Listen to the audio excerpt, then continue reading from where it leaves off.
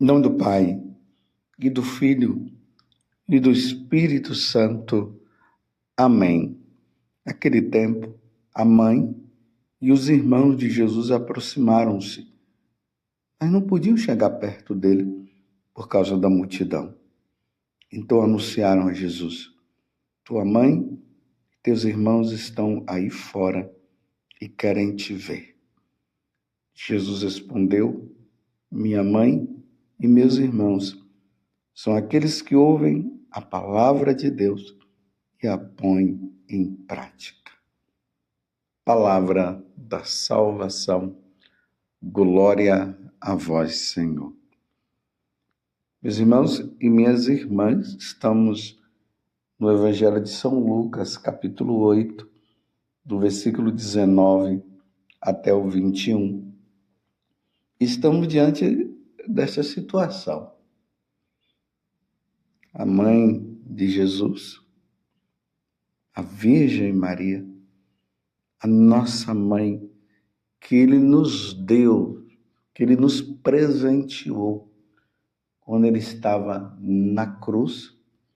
Nesse momento, se apresenta ali com os parentes de Jesus, e isso para nós católicos já está bem claro, graças a Deus. Sabemos que esses irmãos de Jesus, na verdade, são os parentes, são os primos, pessoas mais próximas, porque Nossa Senhora não teve outros filhos.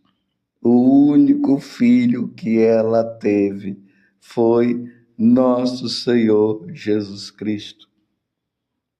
Nossa Senhora não teve vida íntima com São José. São José foi o pai adotivo de Jesus e ele estava ali para cuidar tanto de Jesus como cuidar também de Nossa Senhora.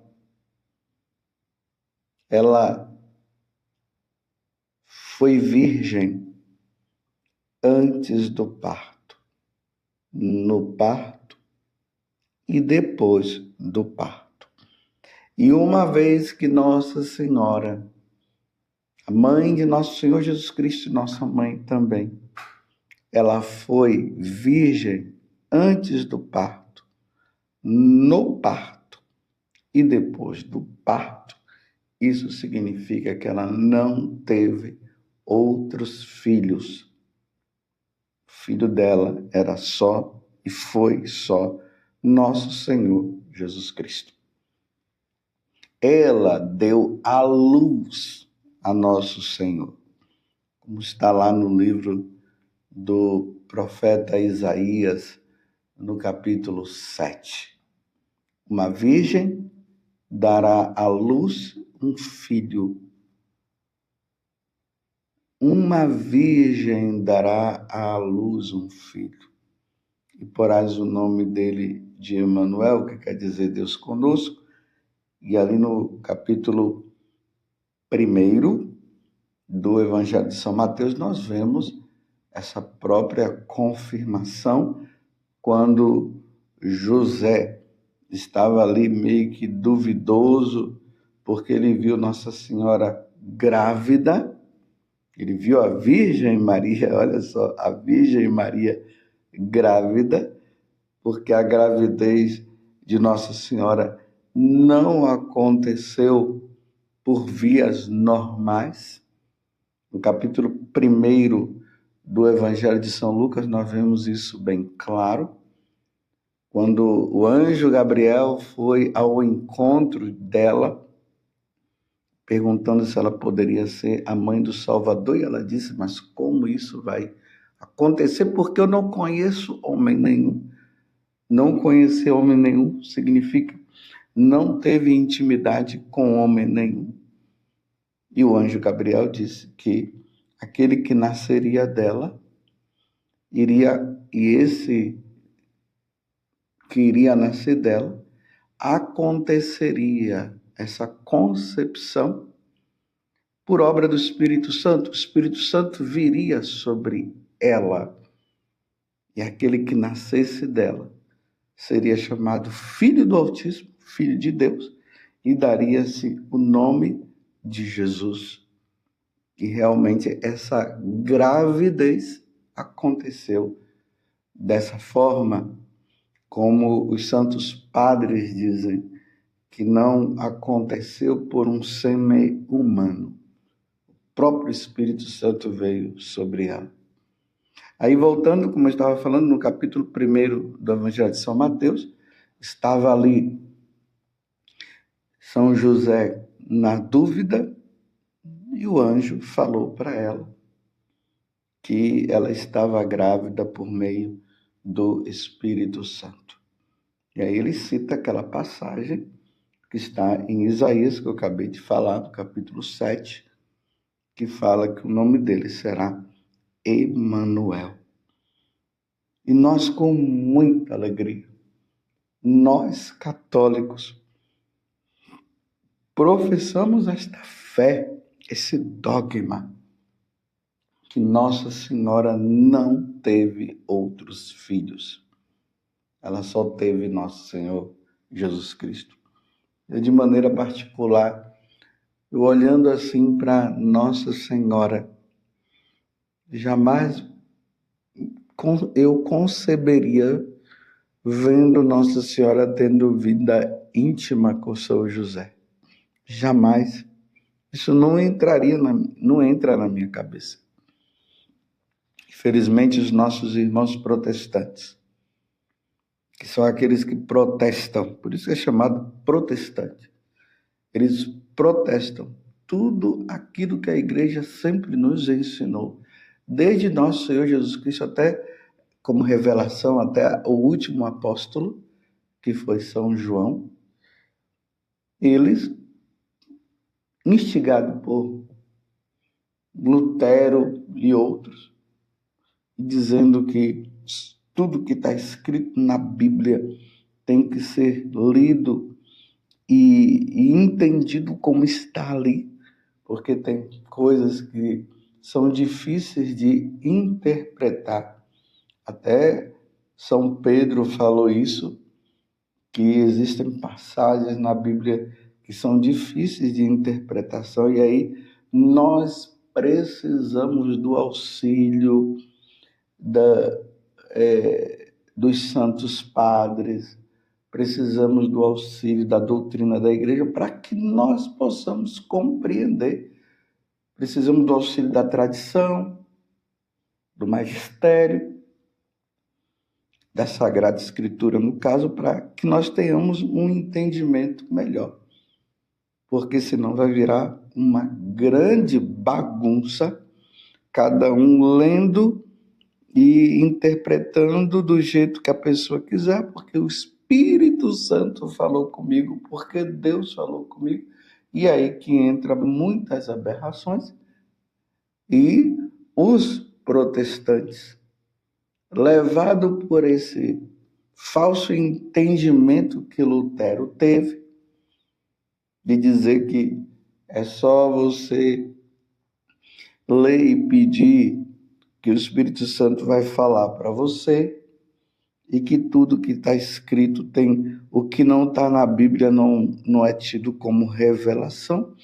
E aí os protestantes caíram nessa ideia de Lutero, e hoje vive assim. Se aqui está dizendo que estava Jesus junto com Nossa Senhora, né? A mãe de Jesus com seus irmãos, então são os irmãos de Jesus e pronto. E Nossa Senhora teve vários filhos, muitos filhos depois de Jesus e tudo mais. E as coisas não são bem assim. Isso fica bem claro para todos nós, católicos. E não podemos ter dúvida disso. E não podemos ensinar isso de forma errada, porque se um católico vive dizendo aí que Nossa Senhora teve outros filhos, ele está fora da Igreja Católica.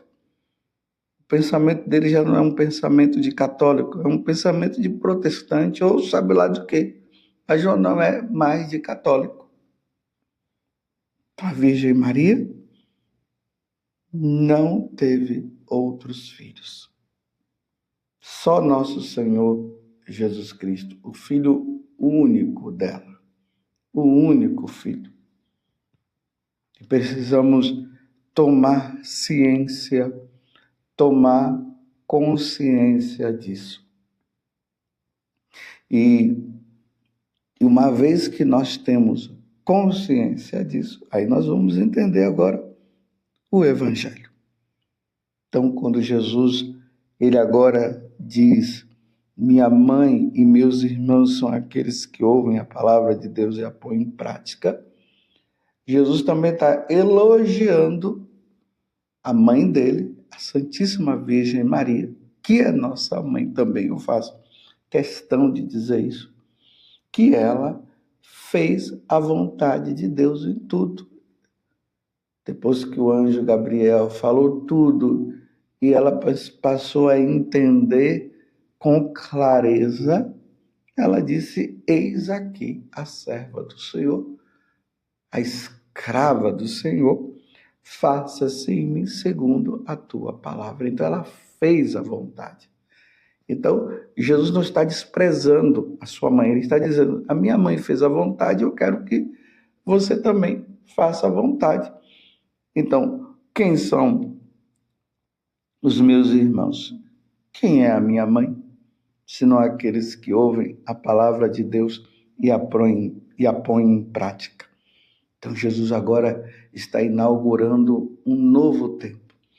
É uma nova família. Essa família dos católicos, dos cristãos, aqueles que seguem nosso Senhor Jesus Cristo. Está compreendendo? Aqui é a nova família.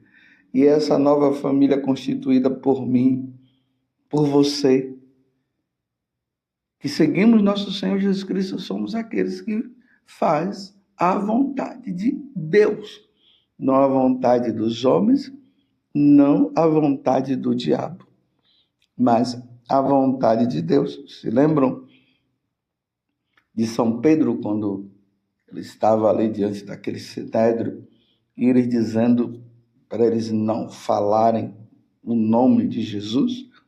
E Pedro disse: a quem eu devo obedecer?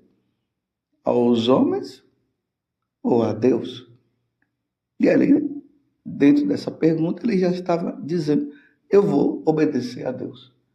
Então nós somos aqueles que obedecem a Deus, que praticamos o que o Senhor nos ensina. E aqui eu já te faço essa pergunta, que ao mesmo tempo estou fazendo também para mim. Padre José Augusto, você está praticando a vontade de Deus? Você está praticando, na verdade, o que Deus te ensina? Existe alguma coisa, Padre José Augusto, que você está precisando rever para melhorar? E aí eu pergunto para você também. Felizmente, nós encontramos pessoas que elas estão fazendo a vontade de Deus pela metade, no que diz respeito aos mandamentos. Eles dizem assim: esse daqui eu pratico, esse eu pratico e esse eu pratico. Mas esse aqui não. Não é para praticar tudo.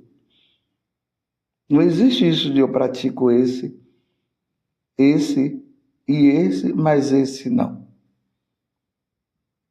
E ainda tem aqueles que dizem: eu discordo disso, eu discordo daquilo. Você discordando ou não, não vai mudar. É palavra de Deus, e palavra de Deus, a palavra de Deus é imutável, ela não muda. Ela será sempre a palavra de Deus. Palavra que nos salva, como eu acabei de proclamar aqui no final disso, palavra da salvação. E você mesmo já respondeu: glória a vós, Senhor, porque é palavra que nos salva.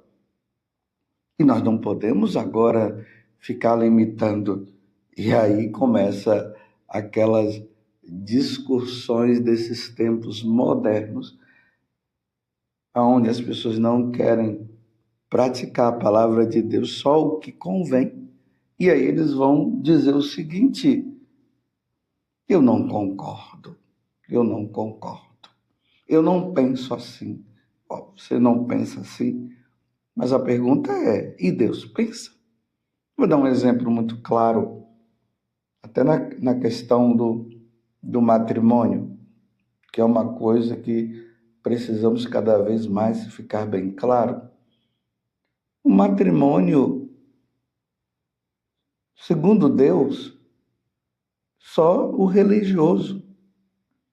Esse negócio de ficar se juntando aí e casando somente no civil, isso não é válido. Ou ficar se juntando e vai viver numa vida aí de qualquer jeito. Diante de Deus não é válido.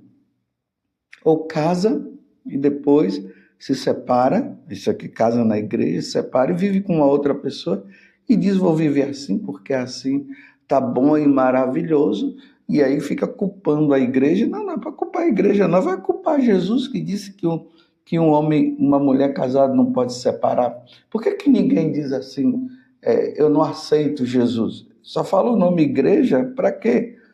Porque usando o nome igreja, está tirando o nome de Jesus, porque não tem coragem de dizer para Jesus, eu discordo de Jesus. Eu nunca vi ninguém dizendo que discordava. Jesus, eu discordo do Senhor, porque eu estou feliz com essa mulher. Sim, eu casei sim no religioso, mas agora eu estou com essa mulher e sou feliz e eu discordo do Senhor. Eu nunca vi ninguém dizer assim. Só diz que é a igreja.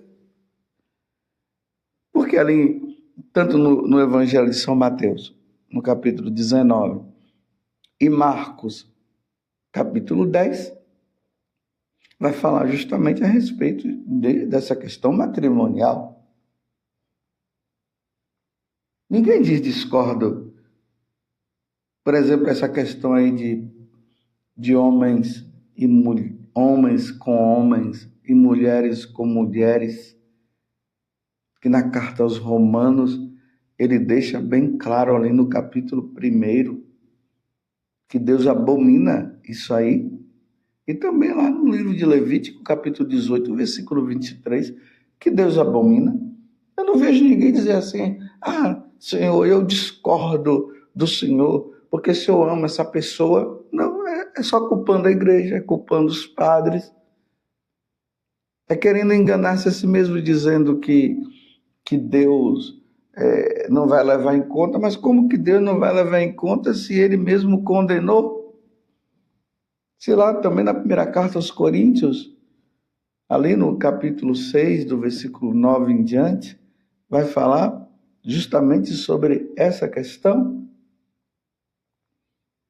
E as pessoas vão usando, né? Tem aqueles que, quando se fala, olha, faltar a missa ao domingo, claro, salvo as exceções de pessoas que não têm como participar, aí se diz que é um pecado mortal. Não, eu discordo. Bem, você discorda, mas não vai mudar nada. O mandamento vai continuar sendo mandamento.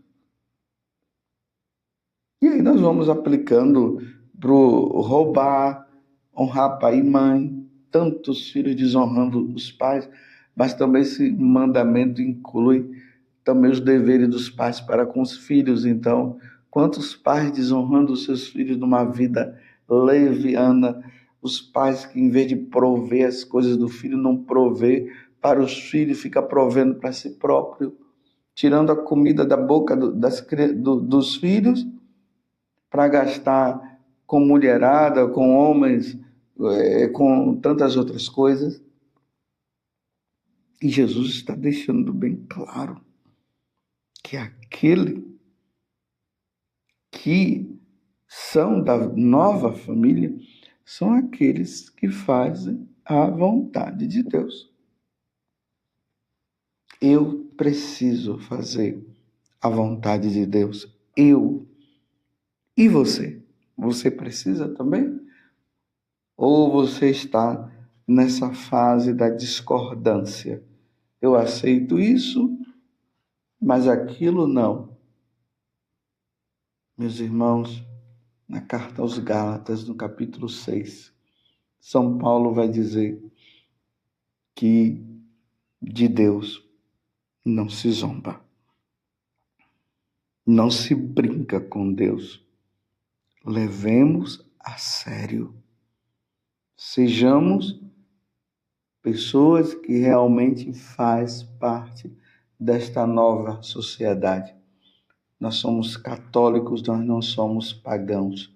No mundo pagão pode viver o que quiserem, homem com homem, mulher com mulher, pode viver os casamentos tudo aí de qualquer jeito, podem, que na verdade não podem, né? Podem roubar, pode fazer o que quiser. No mundo pagão, mas no mundo cristão, no mundo dos católicos, nós estamos aqui para fazer a vontade de Deus. E aqueles que fazem a vontade de Deus terão uma grande recompensa: o céu, a eternidade com Deus. E lá nós o glorificaremos por todo o sempre.